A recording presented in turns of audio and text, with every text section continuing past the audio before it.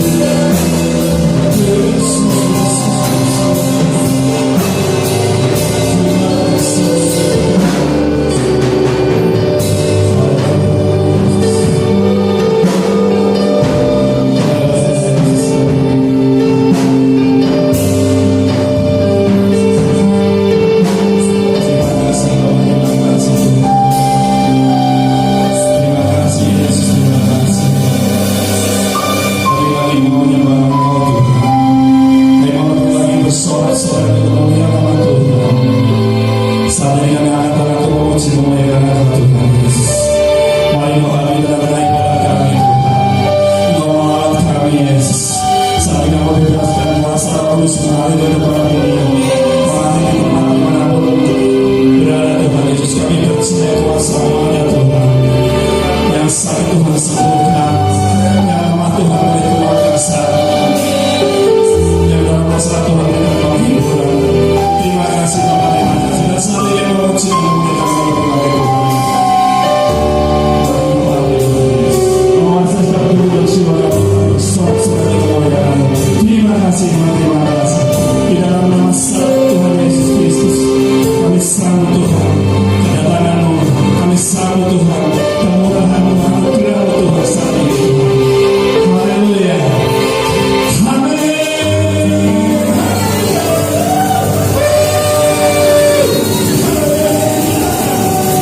Yes.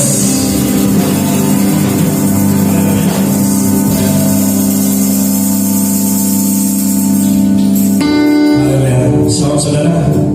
Saat kita akan memuji muliakan Tuhan. Siap saudara-saudara, siap memuji nama Tuhan. Katakan saudara, yes,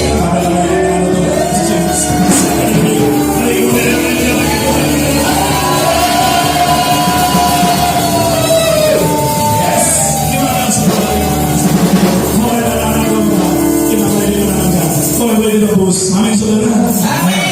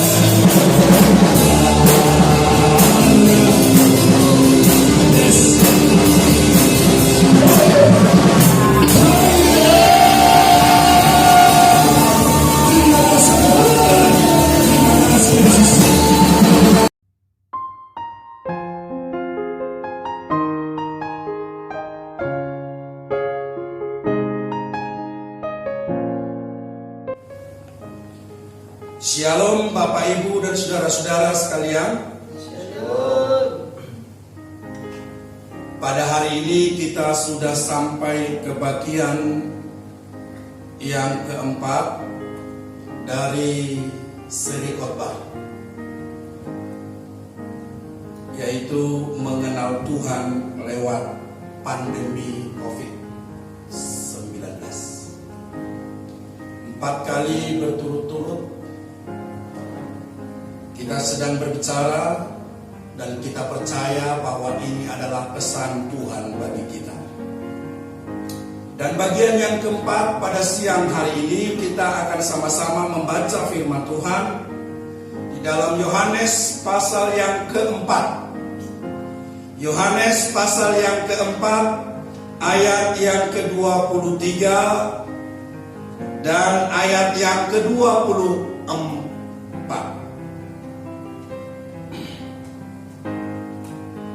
Yohanes pasal 4 ayat 23 dan 24, begini bunyi firman Tuhan. Tetapi saatnya akan datang dan sudah tiba sekarang, bahwa penyembah-penyembah benar akan menyembah Bapa dalam roh dan kebenaran. Sebab Bapa menghendaki penyembah-penyembah demikian. Allah itu roh, dan barang siapa menyembah Dia harus menyembahnya dalam roh dan kebenaran. Saudara-saudara, kalau kita lihat dalam terjemahan lain, di sana ada dituliskan Bapa mencari penyembah-penyembah yang demikian. Bapa surgawi mencari penyembah-penyembah, orang-orang yang menyembah dalam roh dan kebenaran. Dan di bagian lain dikatakan, sebab penyembah yang demikian yang diinginkan atau seleranya Bapa, yang Bapa mau. Sekarang, apakah artinya menyembah Allah dalam roh dan kebenaran ini? Maksudnya apa? Itulah yang akan menjadi berkat di bagian keempat seri khotbah kita tentang virus yang sekarang ini terus ramai dibicarakan. Dan kita sudah tahu bahwa ini adalah salah satu caranya Tuhan dalam hidup kita. Maksudnya apa? Menyembah Allah dalam roh dan kebenaran. Yang pertama, saudara-saudara, ketika kita berbicara tentang roh, maka apa yang ada dalam pikiran kita?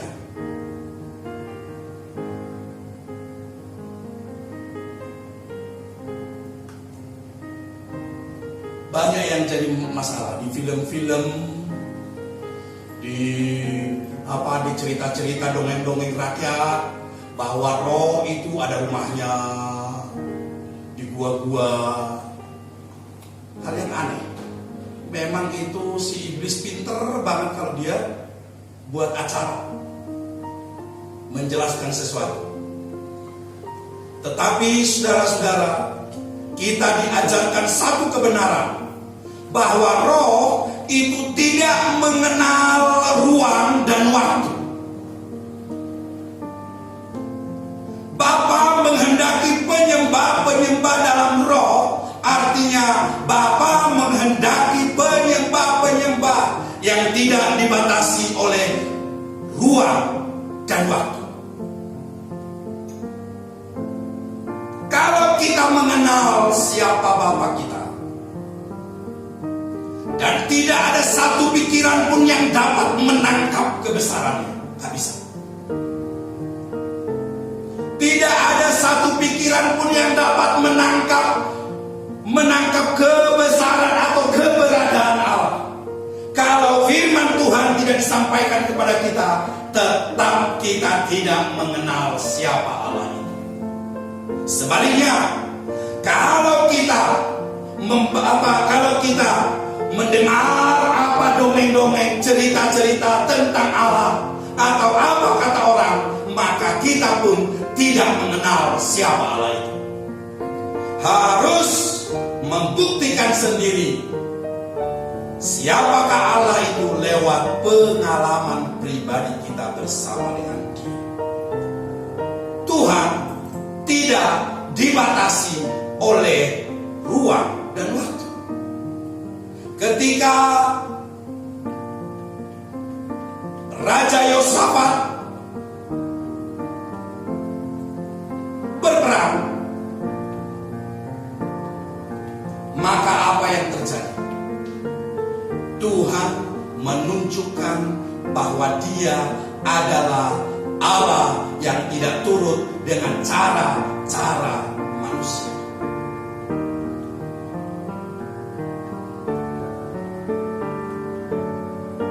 Ketika Tuhan menyatakan dirinya lewat Salomo.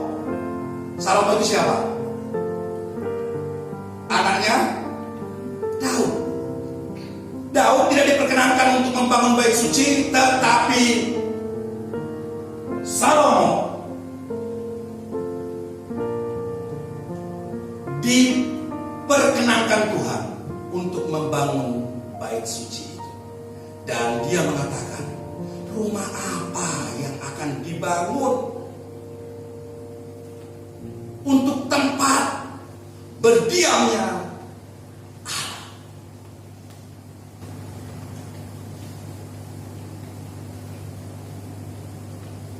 Raja-raja di dalam perjanjian lama masuk dalam peperangan, dan Tuhan selalu menunjukkan dirinya bahwa Dia adalah Allah yang tidak pernah bisa dipahami oleh cara berpikir kita, kecuali kita memiliki pikirannya Tuhan.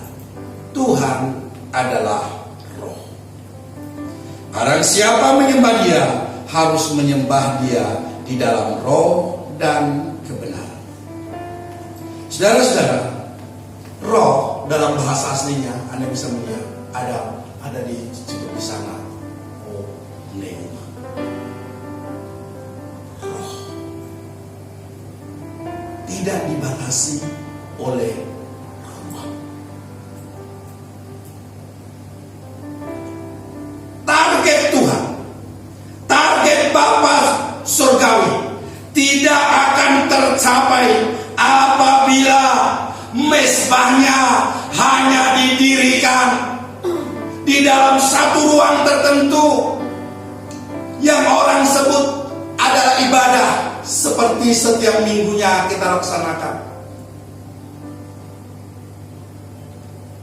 Tuhan tidak menginginkan hanya seperti itu. Tuhan kita adalah roh, menyembah Dia dalam roh. Menyembah Dia tidak dibatasi oleh ruang. Mezbah itu harus dibangun di jalan-jalan, di lapangan-lapangan, di gunung-gunung, di pasar-pasar. Dan itu yang kita lihat akhir-akhir ini sedang Tuhan perlihatkan.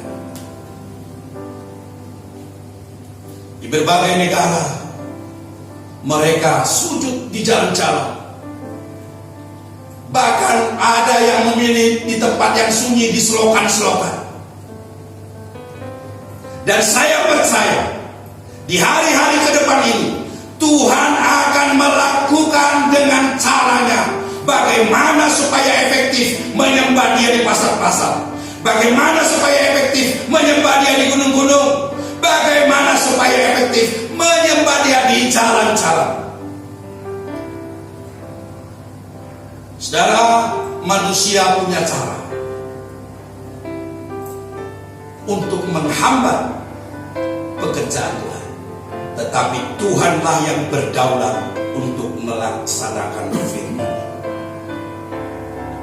Di televisi-televisi tidak diperbolehkan atau dibatasi menayangkan kegiatan-kegiatan gereja. Tuhan tidak peduli dengan itu. Nanti Tuhan akan buat televisinya berkarat.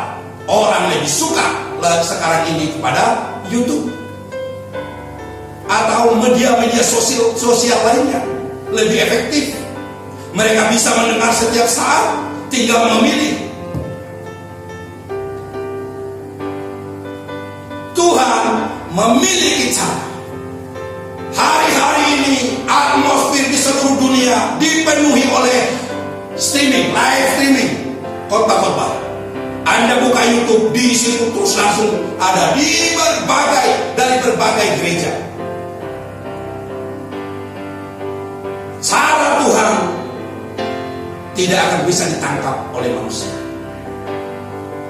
Yang pertama Tuhan katakan, kalau mesbah Tuhan hanya didirikan di satu tempat tertentu, maka target kerinduan daripada Tuhan tidak tercapai. Tuhan ingin mesbah itu didirikan di semua tempat. Tuhan ingin mesbah itu didirikan di rumah-rumah.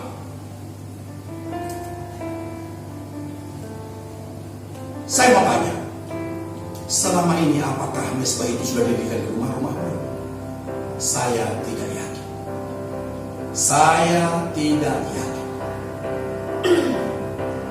Ketika mata Tuhan menjelajah seluruh bumi,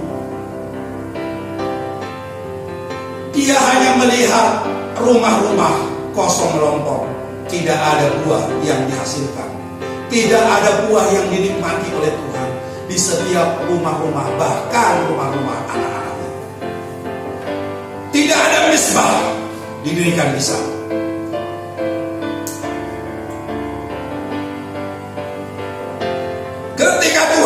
Ketika Tuhan melihat satu rumah, Dia hanya melihat di sana yang ada adalah mesbah yang berkarat. Dengar baik-baik, mesbah itu harus terbuat dari emas, dan di bagian lain terbuat dari tembaga. Artinya mesbah itu harus bebas karat. Tetapi Tuhan menemukan di rumah-rumah, di tempat-tempat anak-anak Tuhan sekalipun, di sana hanya terdapat mesbah yang berkarat, mesbah yang didirikan oleh keinginan daging, mesbah yang didirikan untuk memuaskan hasrat. Bayangkan di setiap rumah ketika Tuhan datang, melihat di sana mesbah yang didirikan, mesbah yang berkarat. Keinginan misalnya seorang ibu nyuci, ngepel, nyetrika, masak, lalu setelah itu capek, sudah. Demikian juga dengan bapak-bapak, pergi kerja, pulang dari kerja sudah capek, ngurus ini dan itu, mencatat ini dan itu, menyelesaikan tugas yang tadi tertunda di kantor, ini dan itu, selesai semuanya itu, capek. Lalu laporan sama Tuhan, Tuhan kami akan tidur. Kalau ingat, Tuhan kami akan tidur. Lindungi bla bla bla bla bla bla. Amin. Tuhan kami mau makan, sucikan, kuduskan makanan ini bla bla bla bla bla. Amin. Itu kan hanya laporan. Tuhan menginginkan mesbah.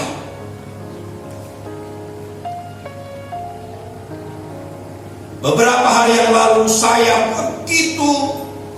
begitu merasakan hadirat Tuhan hadir dalam mesbah keluarga.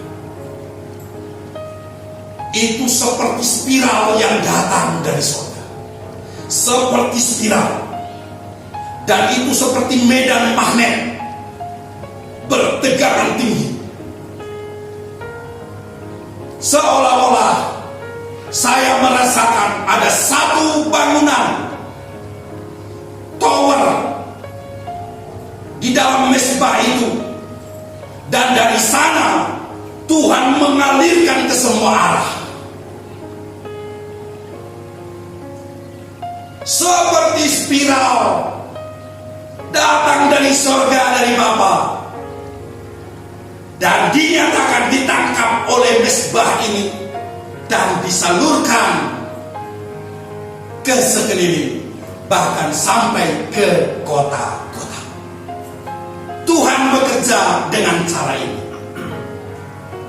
Kita tahu bahwa hanya mezbah yang didirikan bagi Tuhan menjadi point of contact, titik pertemuan antara kita anak-anak Tuhan dengan Bapa Surga. Dan di dalam pertemuan antara kita dan Tuhan itu, disitulah Tuhan menyalurkan kekuatannya.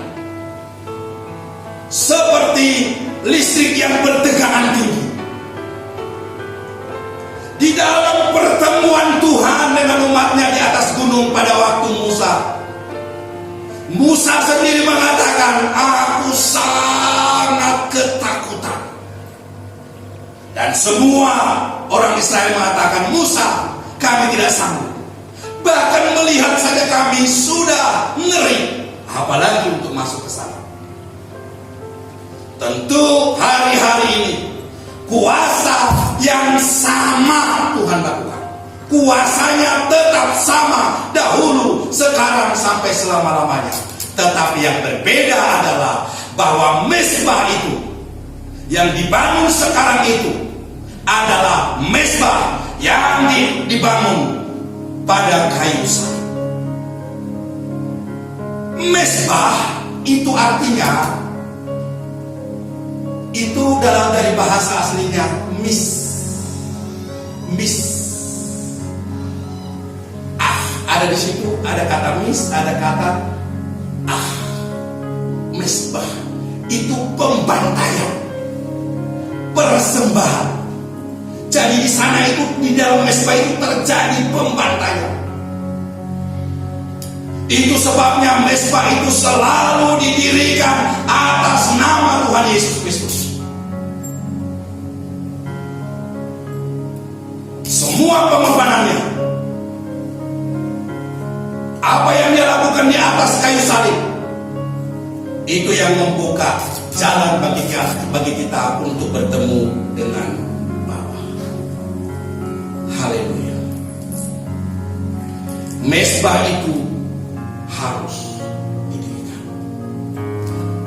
Misbeh artinya pembantaian, dan Tuhan Yesus sudah lakukan itu satu kali sebagai korban yang hidup, yang berkenan kepada Allah, yaitu pembantaian dirinya sendiri.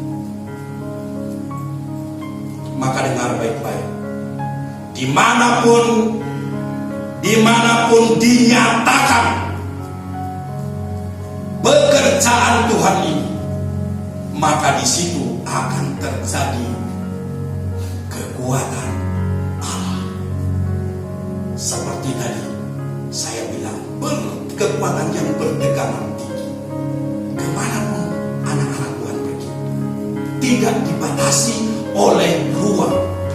Oh, hari Minggu, hari Kamis, Tuhan sangat sedih dengan cara yang hanya seperti ini. Seharusnya di rumah-rumah, di kamar-kamar, di lapangan-lapangan,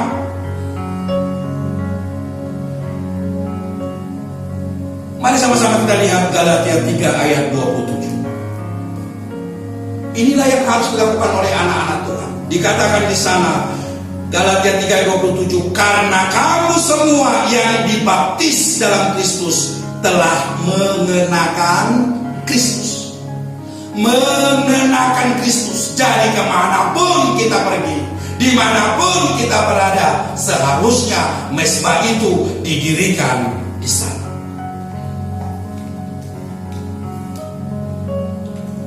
Tuhan tidak keliru dan bukan merupakan kekalahan ketika untuk sementara gereja-gerejanya dibiarkan kosong. Tuhan ingin supaya anak-anaknya masuk dalam satu era di mana akan muncul penyembah-penyembah yang benar. Kalau tidak seperti ini, engkau tidak akan menyembah di rumahmu. Secara sadar atau tidak engkau sadari, engkau berpikir bahwa kalau menyembah Tuhan ayo ke gereja. Salah. Tuhan tidak dibatasi oleh ruang dan waktu. Itu yang pertama, saudara. Dan apakah bagian yang kedua? Menyembah Tuhan dalam roh dan kebenaran. Bagian yang kedua yang menjadi berkat bagi kita adalah satu kunci, yaitu orang yang menyembah dalam roh dan kebenaran. Ada satu kata kunci dari firman Tuhan, yaitu jadilah kehendak-Mu. Apa itu? Apa itu? Saudara-saudara, kalau kita lihat, mari baca dulu Yudas 1 ayat yang ke-20. Yudas pasal yang pertama ayat yang ke-20, dikatakan di sana, akan tetapi kamu saudara-saudaraku yang kekasih, bangunlah dirimu sendiri di atas dasar imanmu yang paling suci, dan berdoalah dalam Roh Kudus. Mesbah itu didirikan, doa itu didirikan, dikatakan berdoalah dalam Roh Kudus. Artinya apa? Apakah artinya adalah berdoa dalam Roh Kudus adalah berbahasa roh? Oh, bukan begitu maksudnya.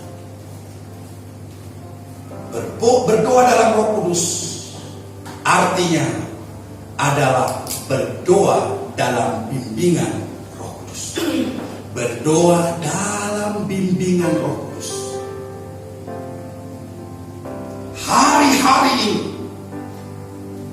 Tuhan mau mengajarkan anak-anaknya kepada satu titik poin, supaya anak-anaknya berdoa dalam roh. Supaya kita jelas, mari kita lihat dulu firman Tuhan di dalam Roma pasal yang ke-8. Ini mungkin akan menjelaskan kita, pada kita ini sangat sering saya sampaikan, saudara. Roma pasal 8 ayat 26 sampai dengan ayat yang ke-28. Roma pasal 8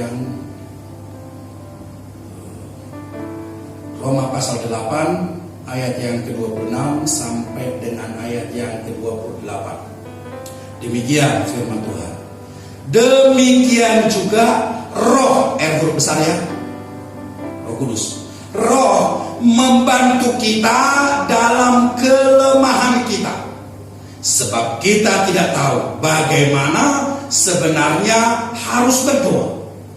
Tetapi roh sendiri berdoa untuk kita kepada Allah dengan keluhan yang tidak terucapkan.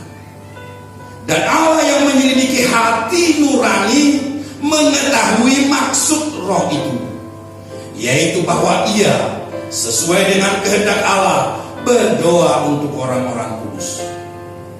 Kita tahu sekarang bahwa Allah turut bekerja dalam segala sesuatu untuk mendatangkan kebaikan bagi mereka yang mengasihi Dia, yaitu bagi mereka yang terpanggil sesuai dengan rencana Allah. Dikatakan di bagian awal tadi, demikian juga roh, yaitu Roh Kudus, membantu kita dalam kelemahan kita, sebab kita tidak tahu bagaimana sebenarnya harus berdoa. Roh itu yang berdoa bagi kita.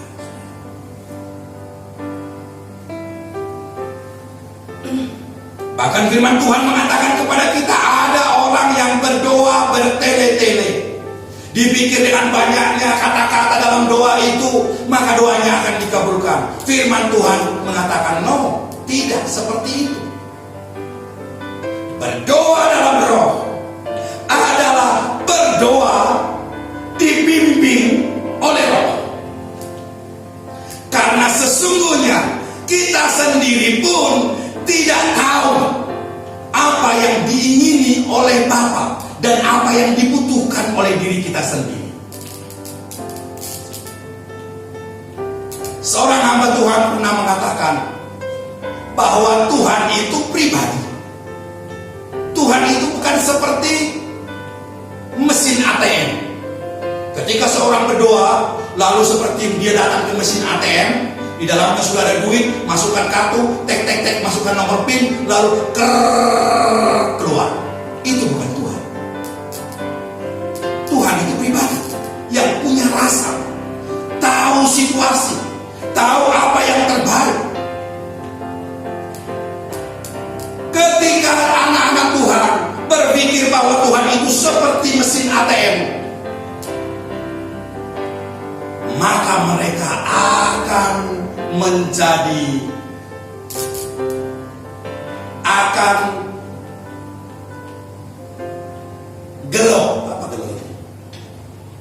kecewa dengan Tuhan. Tuhan, aku sudah minta ini berminggu-minggu, berbulan-bulan saya minta ini, kok gak apa. Tentu Anda tidak akan minta kepada Tuhan, Tuhan tolonglah berikan virus corona. Ada yang berani mengatakan seperti itu? Tetapi Tuhan tahu yang terbaik. Ketika anak-anak Tuhan, beberapa anak-anak Tuhan berpuasa, berdoa untuk keselamatan jiwa-jiwa, jadilah menurut kehendak-Mu ya Tuhan. Maka pada saat itu ada serangan si iblis. Si iblis mau melancarkan serangan. Tuhan hanya melihat. Biarin, lakukan. Diizinkan oleh Tuhan virus itu datang untuk mendidik anak-anak Tuhan. Tentu selera Tuhan beda dengan kita. Oleh karena itu mesbah didirikan adalah supaya kita berhadapan muka dengan Tuhan, mengerti kerinduan hati Tuhan, menangkap isi hatinya, dan mau dibimbing oleh Roh Kudus. Saat kita mulai menyembah Tuhan, sesungguhnya aliran kuasa dari tempat yang Maha Kudus dengan seluruh kekuatannya datang. Dan ketika kita mengatakan jadilah kehendak-Mu Tuhan, kita mulai membuka diri kita. Apa yang saya butuhkan saya tidak tahu. Hari-hari ini saya sangat menderita, tapi apa yang saya butuhkan hanya Tuhan yang tahu. Engkau yang akan melakukannya dengan cara-Mu, sebab mataku tertuju kepadamu. Seperti mata seorang hamba melihat ke tangan nyonyanya, demikian kita melihat ke tangan Tuhan yang akan memberkati kita. Caranya bagaimana? Hanya Roh Kudus yang tahu, karena hanya Roh Kudus yang mengerti apa yang dikehendaki oleh Bapa. Bisa menangkap? Berdoa dalam roh. Dengar baik-baik. Tuhan sangat jelas menyatakan. Anda bisa buka Yakobus 4 ayat 5. Dikatakan di sana, janganlah kamu menyangka bahwa kitab suci tanpa alasan berkata, roh yang ditempatkan Allah dalam diri kita diingininya dengan cemburu. Kapan itu diingininya? Di setiap langkah kita. Kita bekerja, kita berjalan, kita berdoa, kita melakukan apapun di dalam roh. Itu yang diingini oleh Tuhan, diingini oleh Bapa dalam diri kita. Keinginan itu hanya dimungkinkan terjadi ketika kita mengadakan kontak pribadi dengan Tuhan, persekutuan dengan Tuhan. Dan keinginan itu, keinginan yang kuat dari Bapa mau diberikan kepada kita menjadi keinginan kuat kita. Sebentar lagi kita akan melaksanakan perjamuan kudus. Artinya, digenapilah apa yang sudah difirmankan oleh Tuhan Yesus. Dia memecah-mecahkan tubuhnya supaya kita menjadi satu dengan Dia dalam satu kerajaan. Tubuh memang banyak dipecah-pecahkan, tetapi menjadi satu dalam kerajaan. Itu yang Tuhan inginkan. Hari-hari ini Tuhan sedang berbicara dalam kehidupan kita. Bagaimana Tuhan menginginkan orang-orang yang menyembah Dia dalam roh dan kebenaran. Tuhan siap untuk membuat anak-anaknya menjadi channel of blessing. Dan tidak akan mungkin anak-anak Tuhan menjadi channel of blessing, saluran berkat, kalau tidak didirikan mesbah, kalau tidak menyembah Tuhan dalam roh dan kebenaran. Tetapi ketika menyembah Tuhan dalam roh dan kebenaran, firman Tuhan katakan kepada perempuan di sumur yang digali oleh Yakub itu, dari dalam hidup kita akan mengalir aliran air hidup. Kemanapun, kata Yehezkiel, kemanapun air itu mengalir, dia itu akan bermultiplikasi. Semakin jauh semakin besar, semakin jauh semakin besar, dan itu akan menjadi kehidupan. Kemanapun air itu mengalir, di situ terdapat kehidupan di sekitarnya. Dan kemanapun air itu mengalir, itu air asin dirontokkan semua menjadi tawa. Kemanapun air itu mengalir, itu akan membentuk satu kumpulan yang besar, di mana di sana perahu-perahu, kapal-kapal penangkap ikan akan mencari nafkah. Itulah yang Tuhan inginkan terjadi dalam kehidupan kita. Dan waktu kapan itu? Nanti habis dari sini, engkau mendirikan mesbah di kamar pribadi. Engkau mendirikan mesbah dalam keluarga. Rasakan bagaimana Tuhan dengan kuat kuasa seperti spiral, kekuatan seperti kekuatan listrik bertegangan tinggi yang akan memberkati seluruh kota. Tuhan kiranya menuntun langkah kita. Mari kita arahkan hati kita kepada Tuhan. Mari cepat-cepat kita arahkan hati kita kepada Tuhan. Kita akan melaksanakan perjamuan kudus.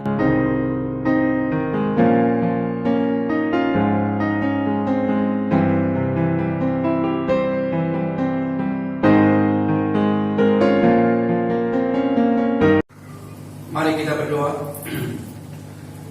Roti dan anggur ini berkati ya Tuhan, menjadi tubuh dan darah Kristus. Hari ini kami akan memperingati apa yang sudah Engkau lakukan. Dan setiap kami mengingat itu, kami mengimani itu adalah milik kami yang pasti. Saudara-saudara, firman Tuhan mengatakan, sebab yang sangat penting telah kusampaikan kepadamu, yaitu apa yang telah kuterima sendiri, ialah bahwa Kristus telah mati karena dosa-dosa kita sesuai dengan kitab suci, bahwa Ia telah dikuburkan, dan bahwa Ia telah dibangkitkan pada hari yang ketiga sesuai dengan kitab suci.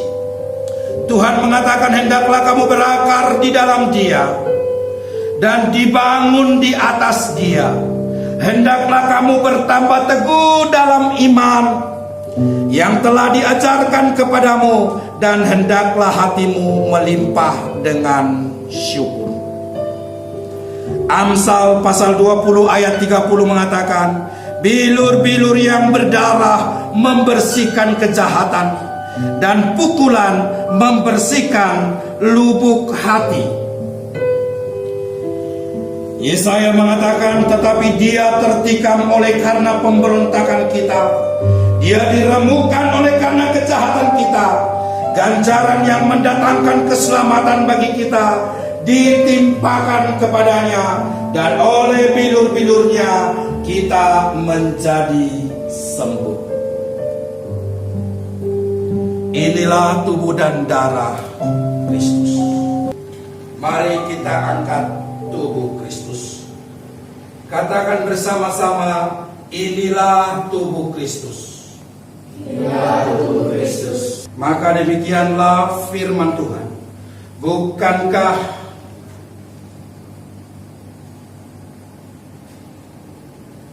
dan ketika mereka sedang makan, Yesus mengambil roti, mengucap berkat, memecah-mecahkannya, lalu memberikannya kepada murid-muridnya dan berkata, ambillah, makanlah, inilah tubuhku.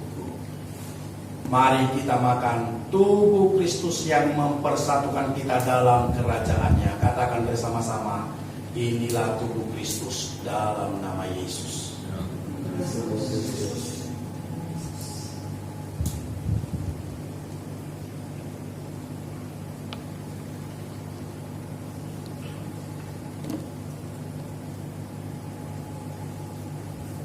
Mari perhadapkan cawan ini di hadapan Tuhan. Maka dengarkanlah firman Tuhan. Sesudah itu ia mengambil cawan, mengucap syukur, lalu memberikannya kepada mereka dan berkata, minumlah kamu semua dari cawan ini. Sebab inilah darahku, darah perjanjian yang ditumpahkan bagi banyak orang untuk pengampunan dosa. Bersama-sama katakan, inilah darah Kristus. Inilah darah Kristus. Mari kita minum dengan iman. Semua yang Dia lakukan bagi kita terjadi sejak siang hari ini.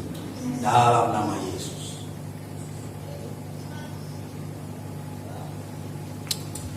Mari kita angkat tangan kita di hadapan Tuhan. Terimalah berkat Tuhan. Bapa menyinari engkau dengan wajahnya dan memberi engkau kasih karunia. Damai sejahtera yang melampaui segala akal akan memelihara hati dan pikiranmu di dalam Kristus Yesus Tuhan. Persekutuan dengan Roh Kudus membawa engkau masuk ke dalam kerinduan hati Bapa. Persekutuan dengan Roh Kudus memberikan engkau keinginan yang membara untuk membangun mesbah Tuhan dimanapun engkau berada. Persekutuan dengan Roh Kudus menyertai engkau menjadi channel of blessing.